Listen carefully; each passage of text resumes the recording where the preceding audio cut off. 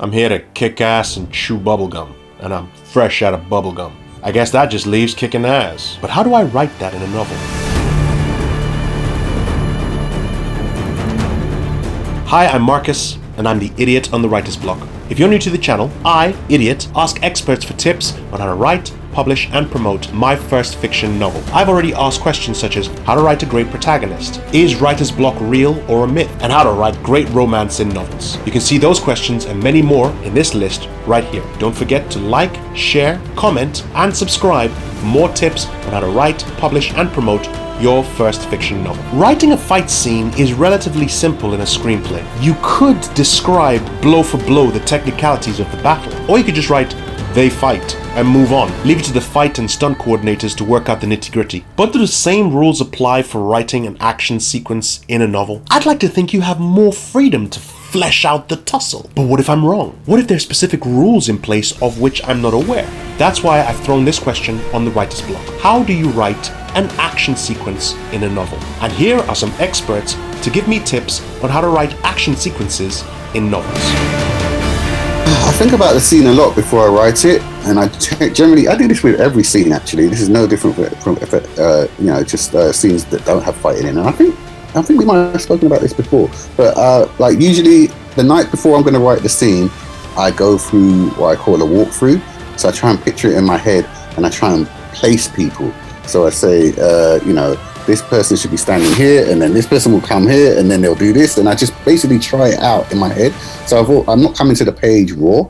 I go next day I sit down. I've already worked out in my head what it is I'm going to do, and then when I write the scene, I try to generally play with time a little bit. So my thing is to really slow down the details of these moments that would generally, if you were watching, only take seconds. I tend to try and slow them down and break them down, and then look at them very, very closely up until the point where something shifts and changes in that scene, that fight scene. So I'm just detailing everything that's happened. And when the shift happens, then I try and speed things up a little bit. And that's generally how I've written things. I try and up the pace, but initially I try and make it very, very slow, because I've written about this in my writing short stories book. I like to try and build people's anticipation that shift is going to happen, and I like to keep the tension going by slowing it right down. And then once I've got to that crux point, the biting point, then it's all go. You know what I mean? And it's just like a series of really quick fire, fast, details. Great question. So I do have some minor action scenes in The Moonhunters. It's a slower paced book in some respects, but there is one scene where I won't give too much away, but the protagonist has to escape a natural disaster force that's happening. And she doesn't fight anyone like in the Hunger Games or anything of that nature, but she does have to escape some force. And that does involve action and a lot of description of what's happening. And one thing that I did for writing that scene was, my natural tendency is to describe everything in minute detail. I love doing that.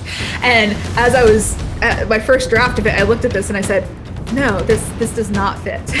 This has to be faster. And so what I did was I went to YouTube and I watched videos of this type of event happening. And I took quick notes and drafted like that.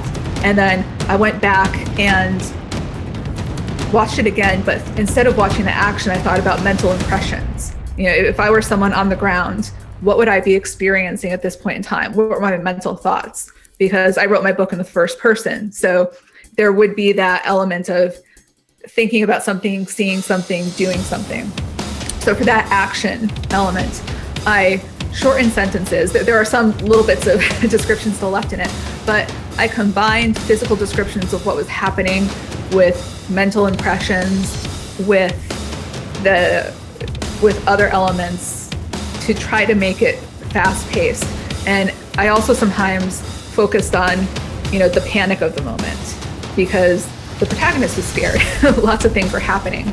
And so I was thinking, now's not the time for lofty philosophical things in the mind, but also, the person at one moment might be focused on the fear, another moment be focused on the escape.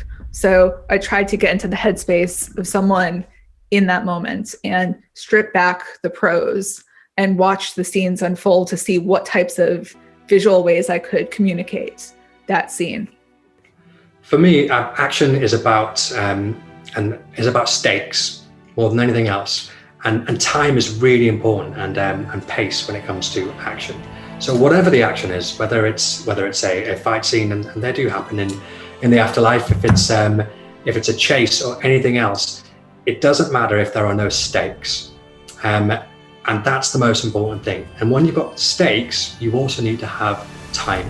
Time always has to be an issue, which is a particularly weird one if you're living right in a place where everyone lives or dies forever, however you want to put it. You've got to find a way for it to matter, or your action becomes irrelevant. So pacing and time and dialogue is important there as well. So if you've got an action scene, an action sequence, the truth is that you're talking about a book, and it's all about the imagination of the person watching it. So if you're going to imagine a 5-minute fight scene in a film and transfer it to a book, it doesn't work the same way. And I couldn't write that. I couldn't. So you've got to have very fast beats. That's how action works for me. Very quick beats that build momentum. And it's all about pacing and making sure that there is an actual stake at the end of it. So we've got to get somewhere, we've got to make sure this doesn't happen, or we've got to get away. There's got to be something threatening you, and then the dialogue in there has to be quick and punchy to make sure it's happening. Don't stop in that classic trope of having a 5-minute villain reveal where they explain to you their plans, because your action stops when that happens. And that's it for me. Action needs to be quick and punchy and deliver fast beats and have high stakes. And there you have it. Experts telling me how to write that action sequence in my novel. Check the description below for links to their work. Leave your opinions in the comments to this video. And don't forget to like, share, and subscribe for more tips on how to write, publish, and promote your first fiction novel. I'm Marcus, and I'll see you next time.